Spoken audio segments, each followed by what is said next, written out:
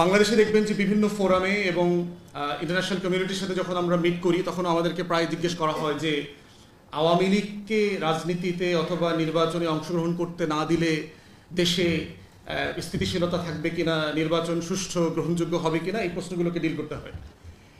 প্রশ্ন হচ্ছে যে ইতিহাসের পরম্পরা বারবার প্রমাণ করেছে যে আওয়ামী লীগ রাজনৈতিক দলের ডেফিনেশনে পড়ে না। সে হচ্ছে একটা ন্যাশনাল সিকিউরিটি থ্রেট, জাতীয় নিরাপত্তার হুমকি। আওয়ামী লীগের জন্ম হচ্ছে আজন্ম পাপ এবং আমাদের নিরাপত্তার হুমকি। ওর জন্ম কিন্তু পলাশী দিবসে, বারবার বলেছি, দেশবাসীকে বুঝতে হবে। এবং এটা কাকতালীয় হইতে পারে, বাট দিন শেষে 1949 সালের 23শে জুন পলাশী দিবসে তার জন্ম। তো ওর জন্মটাই হচ্ছে আজন্ম পাপ, যে ওর জন্মটাই হচ্ছে একটা প্রতিবন্ধত্ব নিয়ে জন্মাইছে যে ও শুধুমাত্র বাংলাদেশের স্বাধীনতা সার্বভৌমত্বের ক্ষতি করবে, এই ক্ষতি করার মধ্য দিয়ে সে বেঁচে থাকবে। এটাই তার ব্লাড ফ্লো, এটাই তার ব্লাড সার্কুলেশন তৈরি করে, এটাই তার পলিটিক্যাল ডায়ালিসিস। এটাই যে কিডনি নষ্ট হলে ডায়ালিসিস করতে হয় না, দূষিত রক্তকে শোধন করে আবার পরিশুদ্ধ করে। আওয়ামী লীগের পলিটিক্যাল ডায়ালিসিসের প্রসেস হচ্ছে যে বাংলাদেশের স্বাধীনতা সার্বভৌমত্বকে ধ্বংস করে দিল্লির গোলামি কায়েম করবার মধ্য দিয়ে তার রাজনীতি এবং তার রাষ্ট্র কাঠামো গঠন করা। এবং এইটা বোঝার মধ্য দিয়ে হচ্ছে আমার মাটির, আমার জমিনের আজাদির লড়াই, এটা বুঝতে হবে। এবং এই ফ্রেমটা ধরলেই বোঝা যাবে যে ইন্ডিয়ান হেজিমনি কিভাবে ওয়ার্ক করে।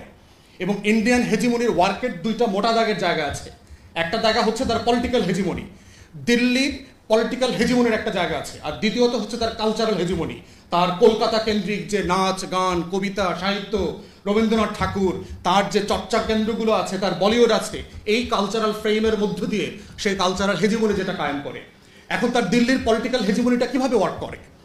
যে কোনো রাষ্ট্রের অন্য রাষ্ট্রে ইন্টারফেয়ার করবার সবচেয়ে বড় স্ট্রংগেস্ট ফর্ম হচ্ছে ওই দেশের রাজনৈতিক দলগুলোর ভিতরে তার স্বার্থ চর্চা করবার সুযোগ করতে দেয়া। এবং বাংলাদেশের ইতিহাস সাক্ষী বারংবার প্রমাণিত হয়েছে, পরম্পরায় আমরা দেখেছি বারবার যে কিভাবে আওয়ামী লীগের মধ্য দিয়ে দিল্লি তার পারপাস সার্ভ করেছে। এই জন্য দেখবেন যে 71 সালে যখন যুদ্ধ প্রস্তুতি চলছে তখন আমাদের প্রবাসী সরকার কোথায় গঠিত হবে সেটা নিয়ে কিন্তু একটা তর্ক ছিল।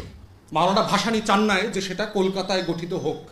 মাওলানা ভাসানী বারবার বলেছেন বাংলাদেশের সবচেয়ে বড় প্রবাসী কমিউনিটি হচ্ছে লন্ডনে, আমাদের স্বাধীনতার সরকার, প্রবাসী সরকার লন্ডনে হওয়াটা আমাদের জন্য নিরাপদ।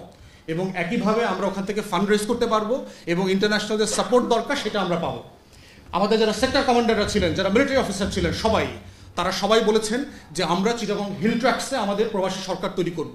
গহীন জঙ্গল আছে, আমাদের আর্মস যেটা দরকার হবে আমরা বিভিন্ন জায়গা থেকে আর্মস ক্যারি করতে পারবো এবং এই সুযোগটা কাজে লাগায় আমাদের সভারেন্টির যে ফাইট সেটা করা যাবে।